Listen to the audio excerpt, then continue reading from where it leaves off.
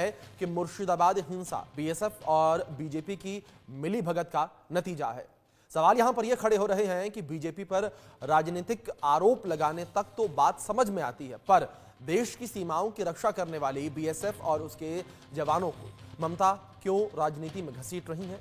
क्या ममता का यह आरोप बीएसएफ के जवानों की कुर्बानी का अपमान नहीं है?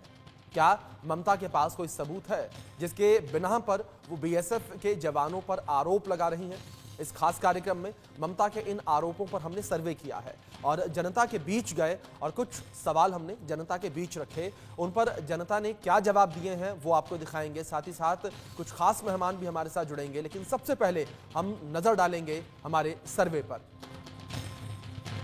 हमने अपने सर्वे में सबसे पहला सवाल जनता के बीच ये रखा कि ममता बनर्जी मुर्शिदाबाद दंगे को बीजेपी और बीएसएफ की मिलीभगत कह रही हैं।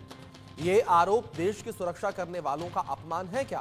तो यहां पर 75% लोगों का मानना था कि हां, ये देश की रक्षा करने वाले जो सैनिक हैं उनका सीधे तौर पर अपमान है।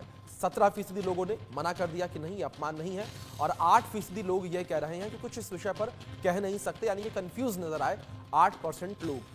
और कुछ इस तरीके से हमारे सर्वे का ये पहला सवाल था और कुछ इस तरीके से इसके आंकड़े निकलकर सामने आए हैं। अब बात करेंगे हमारे सर्वे के दूसरे सवाल को लेकर, और हमने अपने सर्वे में दूसरा सवाल पूछा कि क्या ममता मुर्शिदाबाद में अपनी सरकार की नाकामी छिपाने के लिए बीएसएफ पर आरोप लगा रही हैं? यह हमारे सर्वे का दूसरा सवाल था और इसके आंकड़े कुछ इस तरीके से निकलकर सामने आए हैं। 74% लोग हां कहते नजर आए, 21% लोगों ने ना कहा, तो 5% लोग ये कहते नजर आए कि इस विषय पर कुछ कह नहीं सकते हैं। तो कुछ इस तरीके से ये पूरे आंकड़े निकलकर सामने आए हैं और ये सवाल हमने अपने दर्शकों तक, अपने देश की जनता तक रखा था, जिस पर उनकी प्रतिक्रियाएं निकलकर सामने आई हैं। इसी विषय पर बातचीत करेंगे।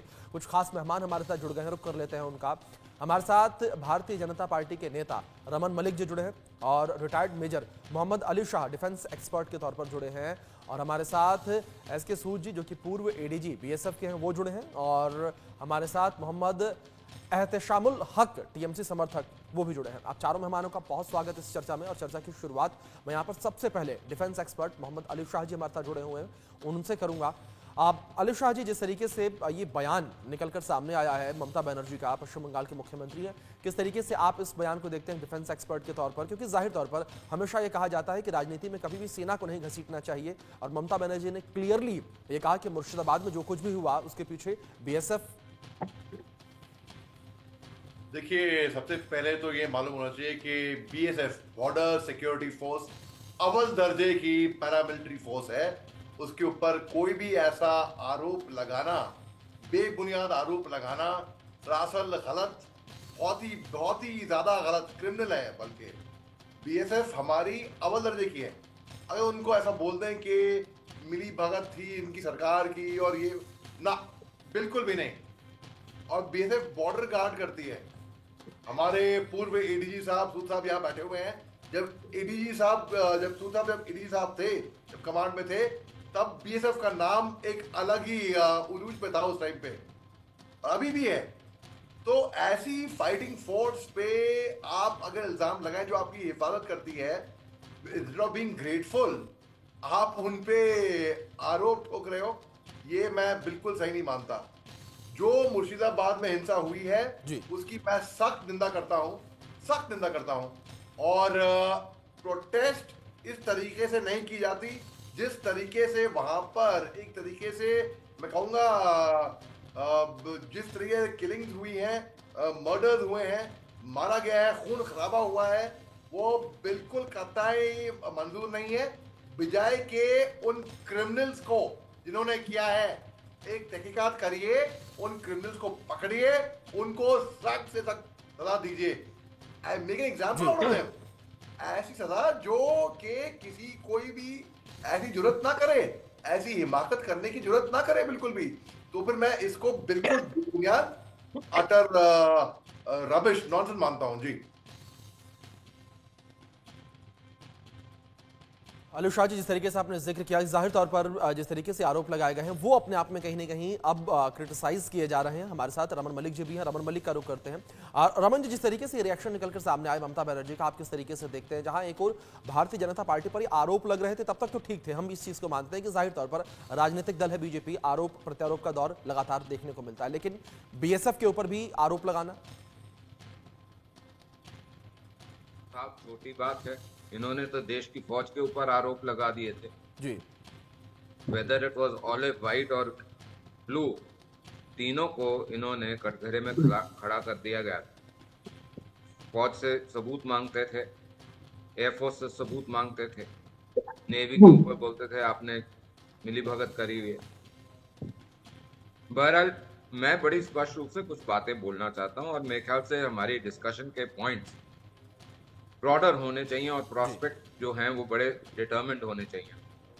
अगर आज आप ये बोलती हैं कि इसमें बांग्लादेश का योगदान है, क्योंकि ये वैसे तो उनका कहना ये भी था कि श्रीलंका के साथ बंगाल का बॉर्डर शेयर होता है, पता नहीं कैसे होता है, राहुल गांधी ने कुछ खिला दिया हो या अपनी छाया डाल दी हो तो पता नहीं जी। लेकिन फैक्चुअल बात पे करनी चाहिए, हंसी मजाक की बात अलग, क्योंकि ममता जी की अब उम्र भी हो गई है तो कई बारी बेचारी फिसल जाती हैं, 60 की बात होती है। तो अगर आप ये बोलती हैं कि बांग्लादेश का इन्वॉल्वमेंट है तो फिर ये मैटर देश की सिक्योरिटी का हो जाता है, and I think it can be a valid ground for article 356 to come in जी और द एस्पा टू कम इन। तो या तो आप अपनी स्टेटमेंट को क्लियर करिए कि आप क्या बोलना चाहती थी, नंबर 1। नंबर 2, बंगाल के अंदर ईस्ट इंडिया कंपनी ने कहर जब मचाया था तब हमने देखा था कि पेड़ से लाशें लटकी हुई दिखती थी। वही कहर हमको बंगाल इलेक्शन के बाद 2019-20 में दिखा था, जैसे लाशें लटकी हुई मिली जी।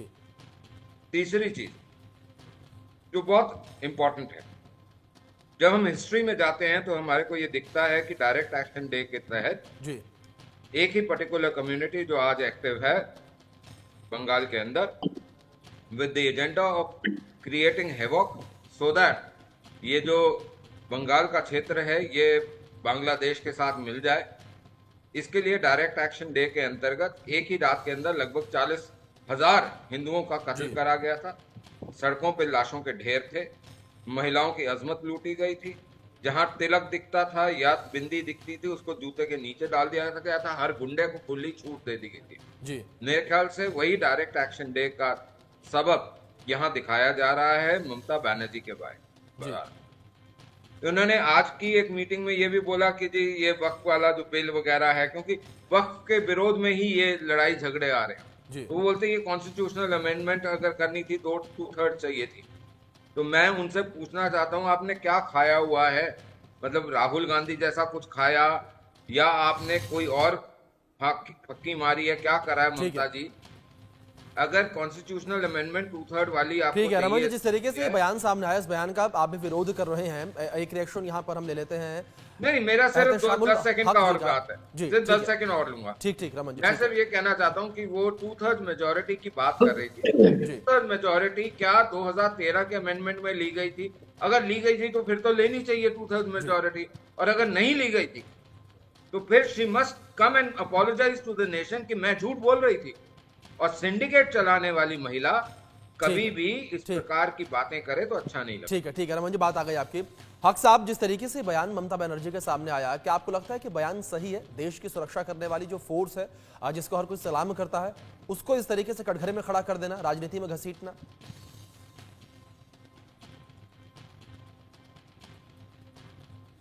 हक साहब, आपका डिवाइस म्यूट है, प्लीज उसे पहले अनम्यूट कर लीजिए।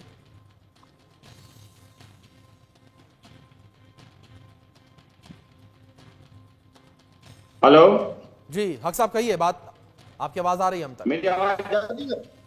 मेरी आवाज जा रही है? हाँ जी हक साहब, आपकी आवाज मिल रही है हमें।